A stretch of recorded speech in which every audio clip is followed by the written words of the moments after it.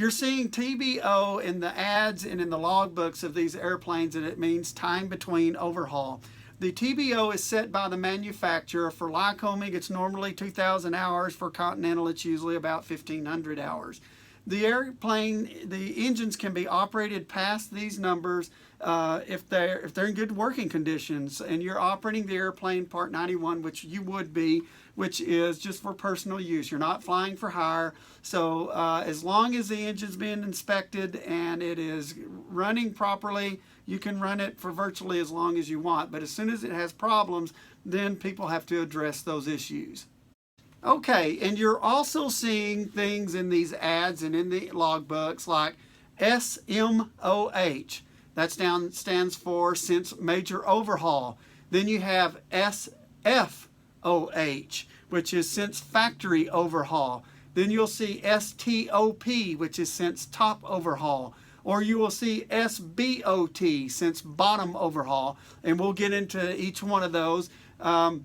The first thing that you need to understand that an aircraft engine is a flat engine, and the cylinders come off separately. There's a reason they're manufactured this way, is because you tend to have a lot of problems with the cylinders on an air-cooled engine, so they make them easy to remove and replace that one cylinder that's having problems. So when you see top, that is the top of the engine is just the cylinders and pistons and things. When you see bottom, they're talking about the crankshaft and the crankshaft bearings, camshaft. Okay, let's first deal with SFOH, since factory overhauled. So what happens is you pull your engine off and you send it to Lycoming, and they send you a since factory overhaul engine, brand new in a box. And so the difference in that is that engine came off of someone else's airplane, and it was disassembled, cleaned, inspected, and repaired and reassembled to new tolerances.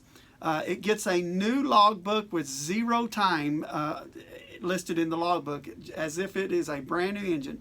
And many times, most times, these engines come with a factory warranty on them. So there's very little difference between a factory new engine and a factory rebuilt, or that's the term that the feds use, rebuilt engine or a remanufactured engine. So now let's deal with SMOH, since major overhaul. And it gets a little more tricky than the SFOH, since factory overhaul.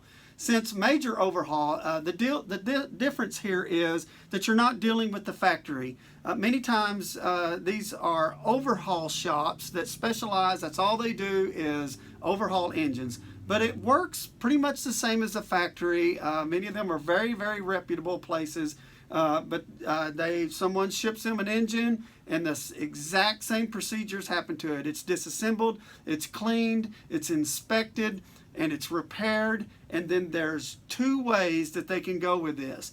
They can go to factory new specs for the overhaul, or they can go to what's called service limits overhaul.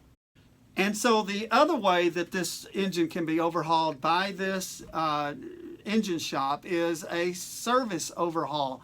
And what that means is they can actually disassemble the engine, put a micrometer on the parts, and if they meet certain specifications set out by the manufacturer of the engine, they can actually reassemble, clean it, repair anything they see wrong, put those parts right back into the airplane, and off you go. That's not something that I like to see in a log. I want to see that it has been repaired and back to factory limits. And moving on down our list here, we'll talk about STOP again, since top overhaul. As I mentioned before, the engines are flat, the cylinders are easy to remove, and there's a reason for that.